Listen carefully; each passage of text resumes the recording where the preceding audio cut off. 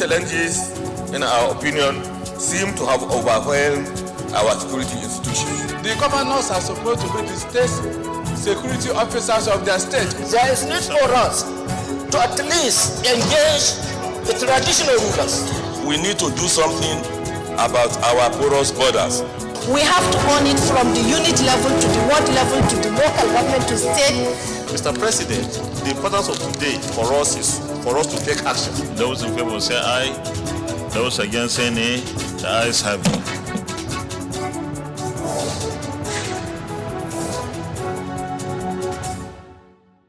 It is unfortunate that we have an agency like you're telling us you're earning 18 million from revenue. It is not acceptable at all. As budget exercise commences, committees urge more efforts on revenue generation by MDAs. Let me assure the government and the people of Bauchi State and the National Assembly. And committee promises proper oversight of finances of the Northeast Development Commission. Welcome to Inside the Senate. I'm Firdaus Ahmad Wakili, your anchor on this episode of the program.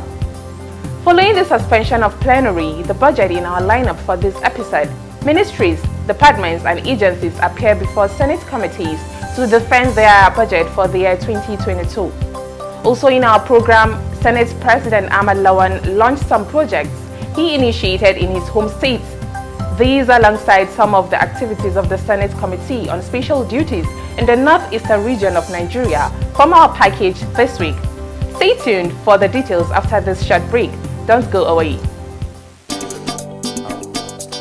The Senate to send a message to the President to reap opportunities from that. To raise a matter of urgent public importance. And we are aware that when this particular motion comes up, for a longer term development, arise to second the motion. Those in favor of this prayer say aye. Those against say nay. The ayes have it.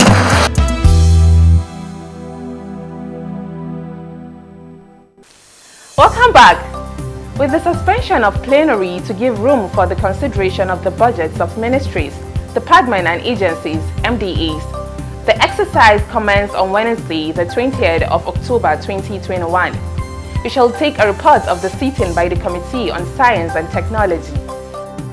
The Committee on Science and Technology hosted some agencies under its purview, with one of them being the Nigerian Building and Road Research Institute.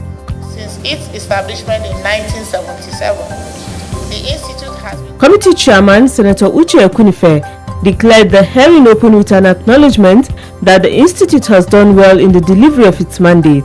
She, however, said the institute needs to do more to end buildings collapse as well as improve on research. The committee, however, requests you to do more research and development that will ensure more affordable, durable housing, eradicate man-made factors of building collapses such as the one recorded on Monday, 18th October 2021 in Lagos, as well as improvement of quality of roads and bridges across the nation. She then called for submission on the 2021 budget performance. The Director General, Professor Samson Duna, responded with the performance of the 2021 appropriation as follows. Total 2021 appropriation 49 billion naira, capital expenditure 47 billion naira, personnel cost 774 million naira, as well as overhead cost 76.2 million naira. He added that the Institute's internally generated revenue (IGR) for 2021 stands at 18 billion naira. Members of the committee expressed dissatisfaction and advised on the way forward. Your job costs across all constructions in Nigeria, irrespective whether the state or private sector. This is a money minting or supposed to be a money minting agency, because you cannot render such services or go for inspection without fining them, without charging your fees. So I would like you to set up a consultancy firm that can advise you on this, because you have a lot to derive from your own agency. We have some of these agencies doing mega projects, especially in what we're having in Lekki today and VI, and even in Abuja here. These are areas you have to put your searchlights on. It is unfortunate that we have an agency like you are telling us you are earning 18 million from revenue. It is not acceptable at all. Do you think there is a need to have another enabling law or an amendment of your act to make it compulsory for buildings to be certified by you at a fee as a consultant? So that will, help your revenue generation. Other committee members put up questions on the continued failure of Nigerian roads, as well as researching into an alternative method of road construction instead of the use of bitumen. What are you doing to, upgrade the way that we construct our feeder roads? Because a lot of these roads that you are seeing, maybe for a 2-kilometer road with all the trimmings and options and double overlay, you could probably, for the same amount, do 40 or 50 kilometers of feeder roads. I know that there has been some experimentation with soil stabilization, just like we have in South Africa and Australia, where you can add some chemicals to the sub-base without the need to go for expensive asphalt. We can reduce the cost of feeder roads by using an alternative material. As I said earlier, we were able to use rice husk ash last year to stabilize our road. Rice husk is obtained from a waste. Through the parboiling of rice, we get waste. We boil that, we take the husk, burn it at regulated temperature, add little of chemical, it becomes a pozzolanic material. And from there, we use to stabilize our road. Your core responsibility includes road research, and that is of concern to us. Because of the paucity of funds we have today in our country, I think we have a responsibility of coming up with ingenious ways, cheaper ways of road construction. Let us not just continue to follow the same bitumen thing. I've given you an example where some people did with palm kernel. It may not cover a large area, but as an institute, you can come up with what we can use with what we have. We have gone on to look for an alternative to bitumen. We went to Ondo. There's a deposit of tar sand, naturally occurring. As I'm happy to inform you, my chair, we're able to extract bitumen from the natural sand. We're able to construct a road presently undergoing an investigation. We've cleared the road. We have applied the natural tar sand on the road, and the road is presently under investigation. The 2022 proposal as presented by the Director General is as follows. Capital expenditure 30.6 billion naira. Recurrent expenditure 201 million naira. Personnel expenditure 1.1 billion naira. The committee promised to peruse all submissions made, while the committee chairman ended the session with a charge for better performance. Most importantly, we want to see you increase your internal revenue. Go back and read your act establishing you. You have what it takes to show up your revenue to 2 billion per annum. You have it in your act. So ensure that you go through that. Next was the Sheda Science and Technology Complex in Kwali Area Council of the FCT, led by its Director General, Professor Onyenukwe Paul Chidozie. In a welcome address, the committee chairman expressed concern that the impact is not being felt and sought to know what the problem is. We expect that your agency should be one of the best research and development agency in this country, and that's what it is. But you can only testify that something is working when you see the results coming up from that agency. We want to know why, because even before coming to chair this committee, I never heard about CHESCO before. It is only your good work that can make Nigerians to know that you exist. I believe the major one is power, because the nature of science we're expected to do, we are expected to have power supply 24/7, and this is a very big problem. If we can have light, at least, if not 24 hours in a day, If you can get light power for 20 hours, 18 hours in a day, believe you me, we are going to do more than we have done. That's one major thing. Another very critical thing there is that in Shesco, the water we use in Shesco, we produce it ourselves, so to say. We have boreholes, and for you to use these boreholes, you still need power. These are some major problems. He then gave the 2021 performance as follows: capital expenditure 502 million naira, overhead cost 132 million naira, and personnel cost 905 million naira. The 2022 budget was presented in a document which the committee promised to act on. That was the report from the committee room where the Senate Committee on Science and Tech met with the heads of two of its agencies on the budget defense exercise. We'll take a break here to open the Senate notebook. Stand by for our topic of the week.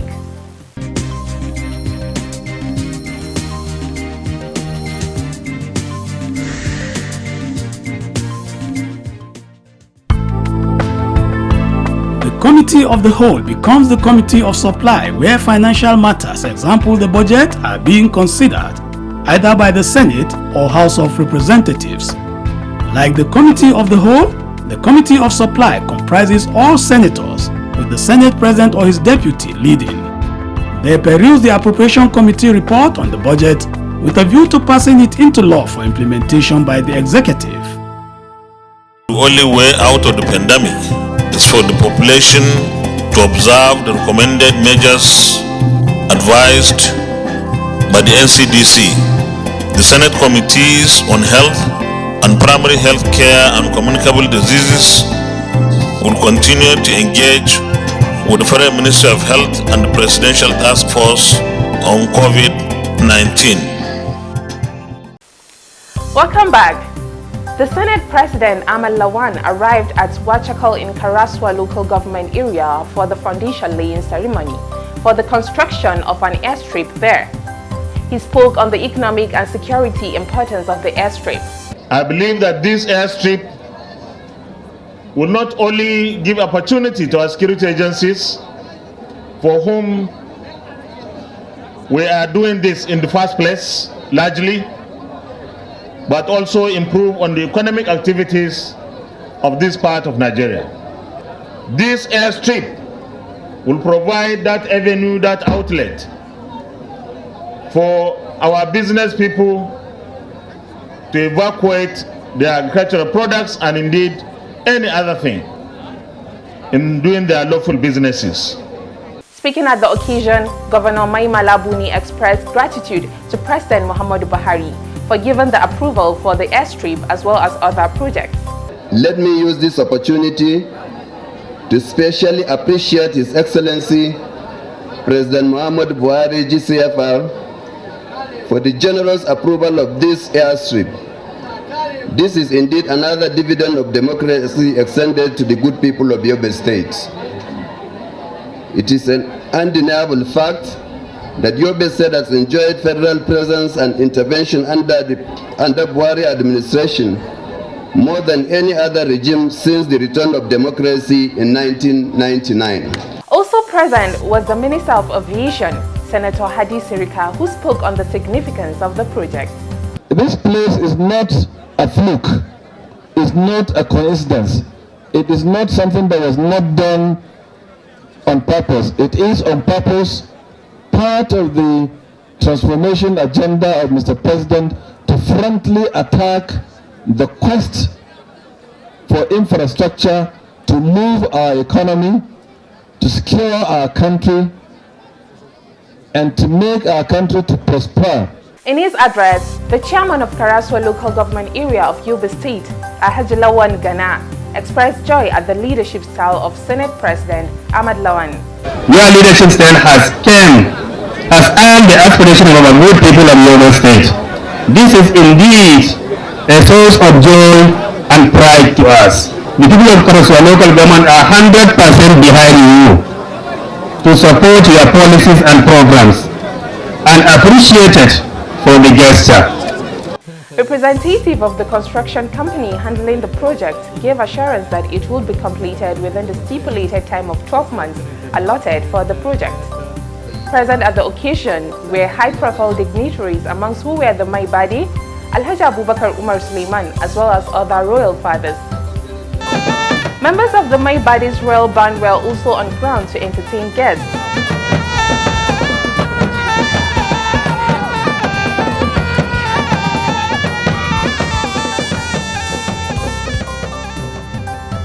The Senate President also took time off to inspect ongoing projects at the campus of the Federal University, Gashua.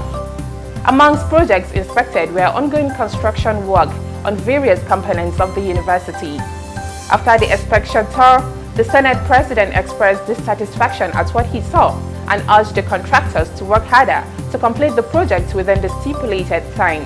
When did you start this work? We started this work, excavation started August. When was the contract awarded? It was awarded September. No, it was awarded July 18th. Phase 2. So that was by now this is where you're supposed to be. Are you supposed to be at this stage by now? We'll now take the report of the Committee on Special Duties, which was on oversight to the Northeast. Please stay tuned.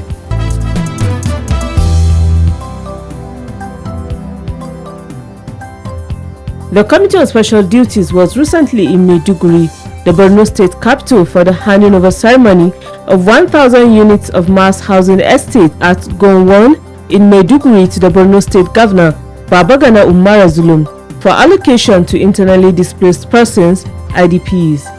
The committee supervised the housing construction, which was executed by the Northeast Development Commission and one of the agencies it supervises. Speaking at the occasion, Committee Chairman Senator Yusuf Abubakar Yusuf assured that they will do all within their powers in synergy with the Northeast Development Commission to fast-track rebuilding and rehabilitating the Northeast, devastated by an over 10-year period of insecurity. In a remark, the Minister of Humanitarian Affairs, Disaster Management and Social Development, Hajia Sadia Umar Farouk, stated that the ministry will not relent in its efforts to help the people of Northeast out of the ugly situation they found themselves as a result of insecurity. Highlight of the occasion was the official handing over of the House's documents to Governor Babagana Umar Zulum by the Minister Hajia Sadia Umar Farouk. Other humanitarian and developmental interventions by the Northeast Development Commission also launched at the event included a burn center at the University of Maiduguri Teaching Hospital, multipurpose hall for the University of Maiduguri Center for the study of violent extremism, and distribution of food and non-food items to IDPs.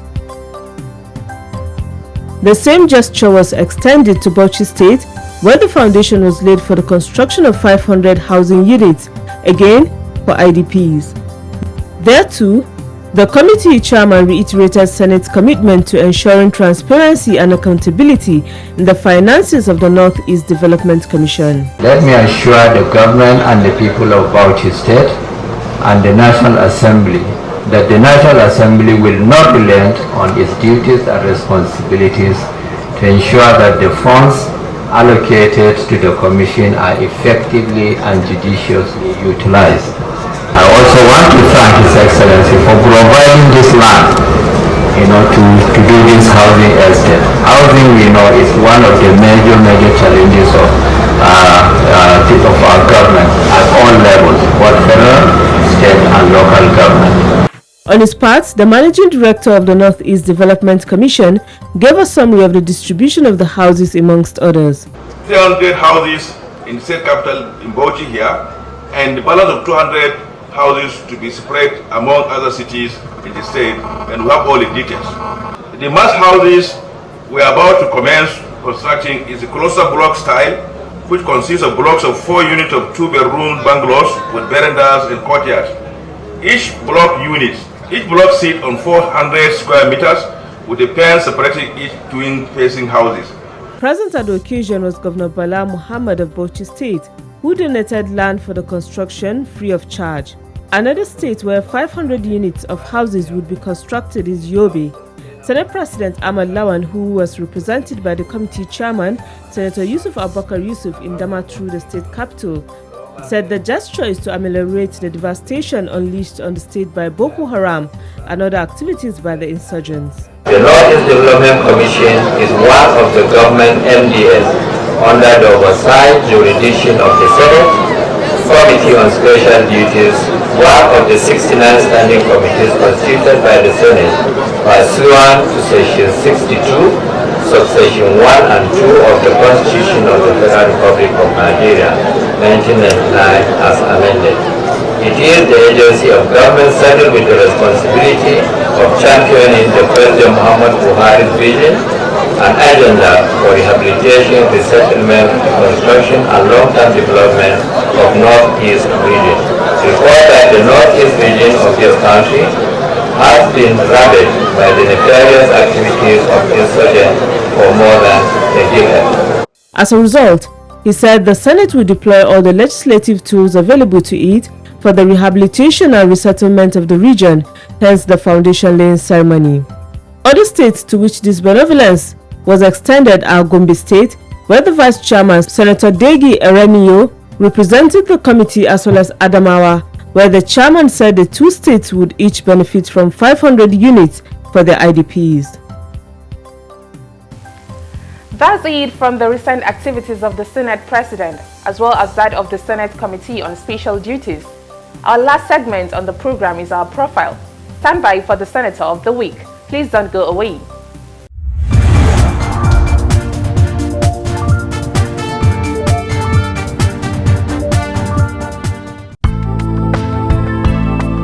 Senator Henry Seriake Dixon was born on the 28th of January 1966. He attended Kolobiriwe Primary School in Toru Orua from 1972 to 1978 for his first school leaving certificate. He also attended Government Secondary School Toru Ebeni from 1978 to 1983 for his West African School Certificate (WASC). Senator Seriake Dixon joined the Nigerian Police Force in 1986, and while there, he was admitted into Rivers State University of Science and Technology, Port Harcourt, to study law and graduated with an LLB in 1992. He was called to the bar in 1993, having attended the Nigerian Law School and meeting the necessary requirements same year. With these academic qualifications, Senator Seriake Dixon was appointed Cadet Assistant Superintendent of Police, Cadet ASP, in 1994, whereupon he proceeded to the Nigerian Police Academy Wudil in Kano State for training as an officer. He left the police after a 10-year service to practice law and worked in various law chambers across the country. He also held the position of the Publicity Secretary of the Yenegua branch of the Nigerian Bar Association from 1998 to 2000. On the political turf, Senator Henry Seriake Dixon was a member of Alliance for Democracy and later became the party's chairman in Bayelsa State. He was also the Attorney General and Commissioner of Justice under the then Governor Goodluck Ebele Jonathan between 2006 and 2007, as well as member of the House of Representatives from 2007 to 2012, during which he represented Sagbama, a Keremo federal constituency. He was Governor of Bayelsa State, serving 2 terms from 14th of February 2012 to 14th of February 2020, before contesting and winning a by-election to the Senate to represent Bayelsa West Senatorial District under PDP. He replaced Senator Lawrence Erujabo, who is now Deputy Governor of Bayelsa State. His legislative interests are development of maritime industry and security, education, agriculture, as well as youth and women empowerment.